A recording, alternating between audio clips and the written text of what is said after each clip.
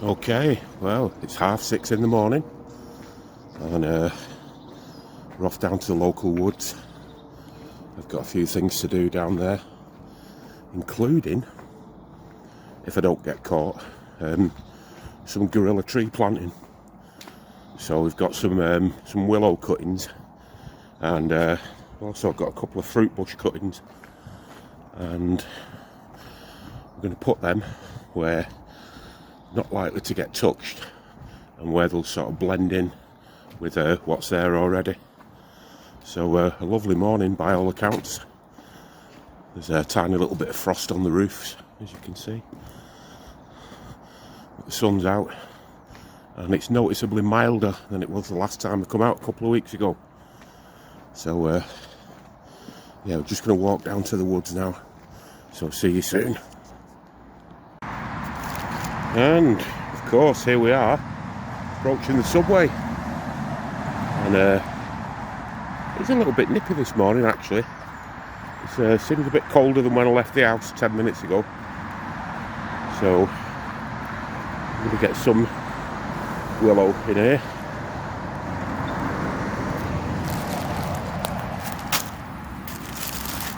And there's your willow cuttings. And all you've got to do basically is make sure the bud's pointing upwards. Stick it in the ground. I'm going to put a blackcurrant cutting in as well. That should take, it's already started budding, but should be alright. Another willow. And, the idea behind this, really, you can call me naive, but this is so that I can grow some of my own resources. I mean, the willow, used for crafts, firewood. I sell some of it on eBay sometimes.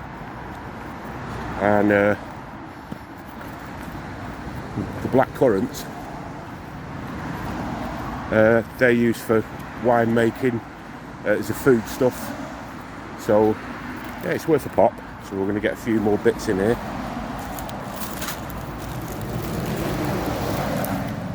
This might work, it might not, but if you don't try, then you're never going to get anywhere. So we'll put another blackcurrant in.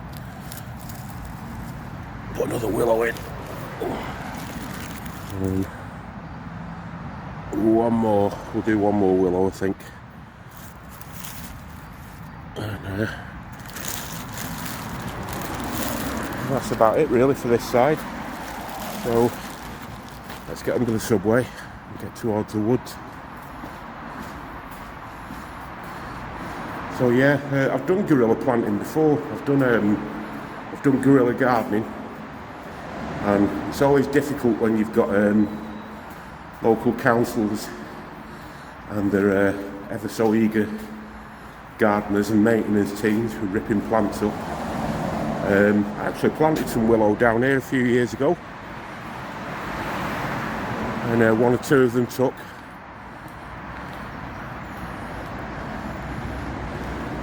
Just look at the sun there, and again you can see it's quite misty really from the river. And the usual bloody traffic noise.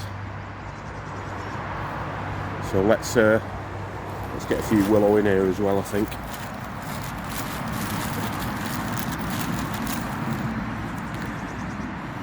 And the ground's quite hard here. Fruit bush cuttings as well.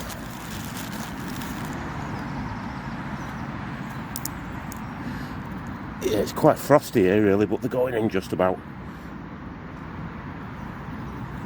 And then we'll put some further up before we go and find a spot for brew and breakfast. And of course everybody in the mad dash to get to work. Quite busy really for the time of day.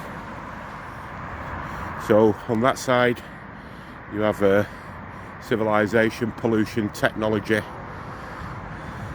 people going to work, and then on this side we have nature, we have the natural world waking up. Of course I much prefer this side, but it's good to be grounded and have your feet in both. So let's continue. Right, well, I found a good spot to have a good rest and a good think about things, and it's not far actually from the last spot when I came here a couple of weeks ago.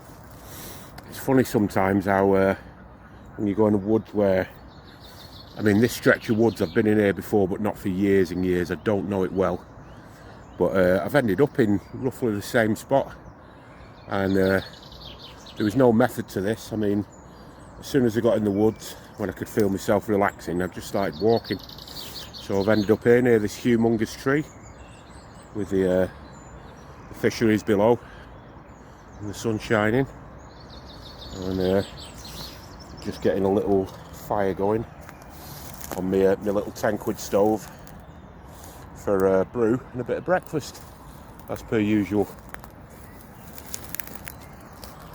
And I think spring's been a bit slow to start this year, but it's certainly coming through now with most things budding. And I think it's going to be seasonally, I think it's going to be quite a good season this year in terms of growing things. I'm not sure about the external world and the world of mankind. That's entirely a different thing. Right, so let's get fire going. And that's it, fire's going. Just use me trusty old ferro rod and a little bit of cotton wool, and we're on the way to having a brew. Lovely morning here in sunny Lancashire. So we've got a brew made in literally no time at all on this little 10-quid fire. Great little thing, this just snaps together, and it's really easy for these little journeys where you're going out and you don't want a big fire. You just put the thing together and get it going. It's simple as that. And the woods is waking up. There's plenty of bird song about now. I don't know if you can make out the geese honking in the background down at the fisheries, but everything's waking up. And again, it's a beautiful morning, and it's such a joy and a privilege to be down here.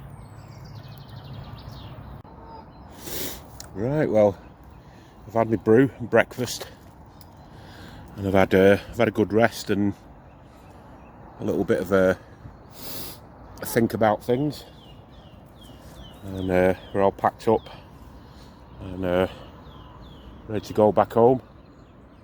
Got a very, very busy and interesting day ahead at home, which I'll tell you about as I make my way back through the woods. Right, so anybody who watched my last video will remember that I mentioned about the importance of local food growing, and that we were going to ramp up food growing and food production at home, and that's what I'm going to be doing today. We've decided to take it to a much higher level than what I previously planned, and we're going to ratchet food growing up, not by a little bit, but by hundreds of %. We're going to be using all of the windowsills in the house that are capable of growing some form of sustenance, and we're going to use most of the back garden. Where there's flowers established for pollinators and bushes, they're going to stay because they do a great job in protecting and nurturing nature in an area where a lot of our neighbours, in fact a good 80% of our neighbours, rip the gardens up, and they put these identical sort of brick flags down, and they have 4 or 5 cars in the back garden. So there isn't a great area, a great sanctuary for wildlife. So we're keeping the wildlife thing of the garden, but we're we're going to grow an incredible amount of food if we're able to. Now, I've been growing food since the early 90s, and I've been studying permaculture since 1992. So I'm going to use all the skills and all the knowledge that I've gained over the decades, and I'm really going to think and plan about how we can best use the garden. I mean, I've been growing food for years, don't get me wrong. You know, while I've been living in Lancashire, I've been growing for the last 18 years, every year. But this year, particularly with what's happening in the wider world, with manufactured scarcity, with greedy people making an extra buck because of conflict that's going on in the world, and because of leaving the EU as well. You know, it now takes longer to get stuff into the country, as I mentioned in my last video. So this translates into time is money. So there's all these external factors that are pushing food prices up, and I, for one, I don't see why in 2022 why people should go short of food. Particularly, in my case, people who've got a garden, or, you know, people who've got backyards. So when I get home, I'm going to continue carefully turning bits of the garden into an interconnected permaculture food garden.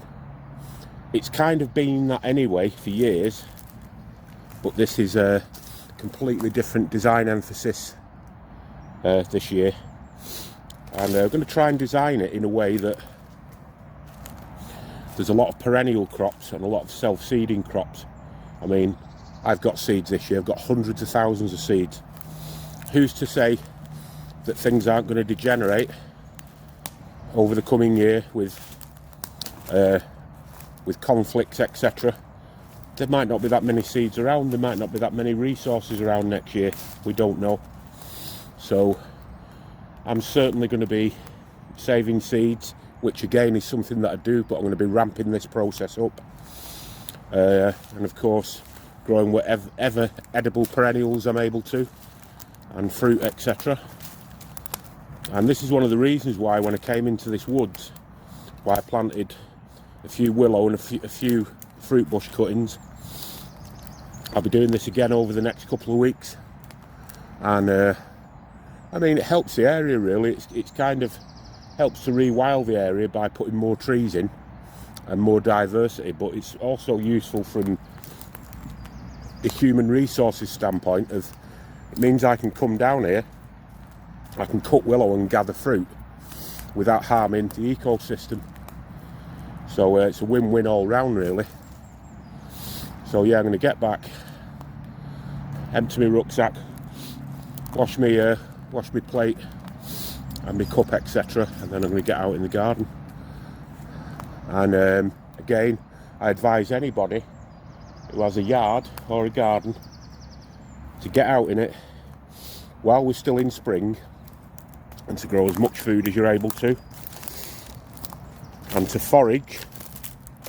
Foraging's a great thing, it's free food. I mean, this woodland that I'm in, about 400 yards over there, there's a massive wild garlic. Now, I'm not too bad for wild garlic because we've got it growing in the garden, but I'll be coming down here probably middle or end of April, because I want to make some pretty sort of large dishes with it that I'm going to freeze and store. So there's not really enough in our garden, so I'll be coming down. There's about 2 acres of it here, so I'll be coming down and taking a carrier bag full and using it for preparations at home, where it will be stored for use over the winter. And again, I don't want to sound like some mad prepper, but we really don't know the future of access to food. Things are constantly climbing up in price. I mean, I purchased the other day, this isn't something I can grow, but it just gives you an example. I purchased a bag of oat bran that I use for porridge, and I usually pay £2 for it.